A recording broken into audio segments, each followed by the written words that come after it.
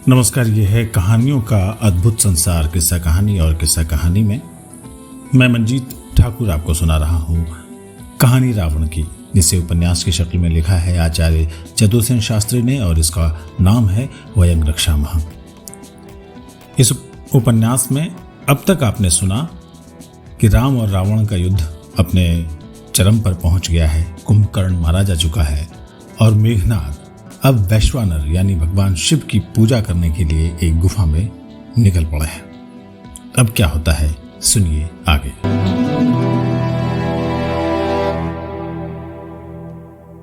राहु चंद्रमा को छोड़ देगा, जगत सुधांशु को देखकर तृप्त होगा, इस आशा में राक्षस घर बाहर आनंदमत्त लंका में घूम रहे थे।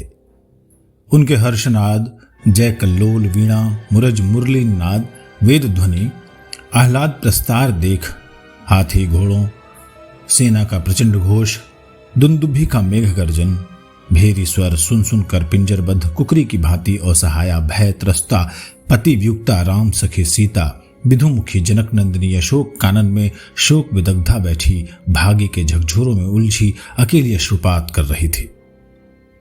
रक्षिका राक्षसियों का दल उत्सव कौतुक देखने चला गया था। राम कटक को अकंटक पार कर वामादल सहित वीरांगना प्रमिला सुंदर दैत्य नंदिनी हठात लंका में आई है। अरिंदम, दुर्जय, वीरेंद्र धुरी, इंद्रजीत आज राम लक्ष्मण का वध कर लंका का उद्धार करने निकुंभला यज्ञागार में वैश्वानर की उपासना करेगा।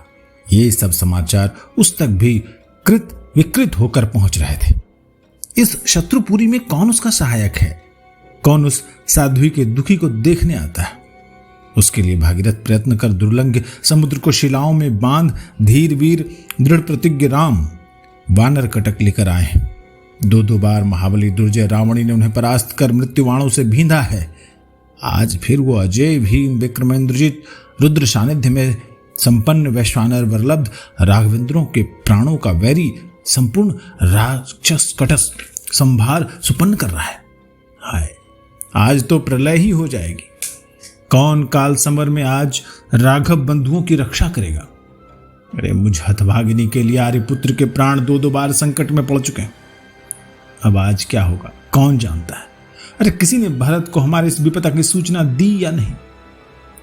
अभी तक अयोध्या से रघुओं की अक्षौणी सेनाएं नहीं आई। अरे इस वीर मेघनाद ने तो देवेंद्र को भी बांध लिया था। अब ऐसा कौन है जो रघुमणि की इस काल सर्प से रक्षा करे। मैंने क्या ही कुमति की जो जीवित रही और आर्यपुत्र को यहां बुलाकर संकट में डाल दिया। अब क्या होगा, आज क्या होने वाला है। पवन से इस अशोक वन के पत्ते हिल हिल कर मरमर शब्द कर रहे हैं, जैसे वे भी मेरे विषाद से हिल हिल कर विलाप कर रहे हो। शाखाओं में पक्षी जैसे मेरे ही दुख में रुदन कर रहे हैं। कुसुम राशि तरुमूल में पड़ी है, मानो वृक्षों ने मनस्ताप से तप्त होकर अपना श्रृंगार छिन्न भिन्न कर डाला है। नदियां जैसे रोती हुई सागर वक्ष पर पछाड़ खा रही हैं। अब इस विपद सागर से कौन रघुकुल को उबारेगा। वैदेही वैकल्य भाव में मग्न अकेली बैठी अश्रुपात कर रही थी। एक ही मलिन वस्त्र उसके अंग पर था। उसने घुटनों को वक्ष में छिपा लिया था। सिर झुककर वक्ष पर मिल गया था। शोक शीर्ण उसका क्षीण कलेवर ग्रीष्म शुष्क पार्वत्य नदी सा हो रहा था। इसी समय शर्मा राक्षसी आकर रोती हुई सीता के चरण तल में बैठ गई। उस निर्दय राक्षसियों के वृंद में यही एक उसकी सदैव सखी थी। उसने कहा, महाभागे, सब दुष्ट चेतियां तुझे छोड़कर आज महोत्सव देखने चली गई। वे सब मद्य पी कर मत्त हो नृत्य गान कर रही। इसी से सुयोग्य था मैं तुम्हारी चरण वंदना करने आई हूं। सीता ने अश्रुपूरित दृष्टि से शर्मा को देखकर कहा, हे सखी, इस राक्षसपुरी में तू ही मुझ पर सदा है। मैंने तो कभी स्वप्न में भी किसी प्राणी का अहित चिंतन नहीं किया। पिता की आज्ञा से जब आर्यपुत्र राज्य त्याग कर चुपचाप वन चल दिए तो छाया की भांति मैं भी उनके पीछे चल दी। हम गोदावरी के तट पर उसी प्रकार रहते थे जैसे ऊंचे वृक्ष पर कबूतर कबूतरी घोंसला बनाकर रहते हैं। किस दुर्भाग्य से मेरे वो सुदिन लुप्त हो गया। अब क्या मेरे ये दग्ध चक्षु इस जीवन में उन पाद पद्मों को देख सकेंगे। शर्मा ने कहा, विधुमुखी, इस प्रकार हताश और कातर न हो। मेरी बात सुनो। शिलाएं सागर की लहरों पर तैर रही हैं। महातेज दुरंत दुर्जय सर्वजयी देवदैत्य नर्म त्रास कुंभकर्ण का छिन्न भिन्न शरीर सागर तट पर पड़ा है। रावण के सब पुत्र परिजन सुभट गुल्मपति अजय योद्धा मरण शरण हो गए। त्रिभुवन विजयी योद्धाओं की लाशें सागर तट पर गिद्ध और श्रृगाल खा रहे हैं। लंका वीर शून्य हो गई है। रक्षेंद्र रावण शोकदग्ध मग्नमन ठंडी सांसें लेता है। मणिमहालय के सब रास रंग मौन है। लंका पर चीलों और गिद्धों के मंडराने से अशुभ छाया आ रही है। अब लंका की विधुमुखी शुभ युवतियां मंगलगान नहीं करती, वे अपने नव वैधव्य के दुर्भाग्य में मग्न विलाप करती हैं। लंका के घर घर शोक मूर्त रूप घूम रहा है। अब वो लोक विस्तृत लंका नहीं रह गई है। ये रघुवधु रक्षेंद्र की आशा का आधार अब केवल यही दुरंत सर्वजित मेघनाद है। ये रौद्र तेज से संपन्न दिव्यास्त्रों से सज्जित अमित वीर्यवंत पुरुष है। इसके मरते हैं रक्षेंद्र को तुम मृतक ही समझो, और लंका का ये आज का हर्षोल्लास तो बुझते दीपक की लौ है। शर्मा के ये वचन सुनकर सीता आश्वस्त हो गई और बोली, लेकिन सखी, ये दुरंत रिपु दो बार दोनों राजकुमारों को जय कर चुका है। आज ही सुना है वह पूर्ण रौद्र तेज से अभिभूत हो साक्षात काल रूप सम्रांगण में जा रहा है। आज कैसे इस दुरंत शत्रु से आर्यपुत्र की रक्षा होगी? शर्मा ने कहा, देवी मेरी बात सुनो। दिव्यास्त्रों के रहते रौद्र तेज संपन्न इस दुरंत मायावी का वध असंभव है। पृथ्वी का कोई वीर, देव, दैत्य, दानव इस अजय का वध नहीं कर सकता।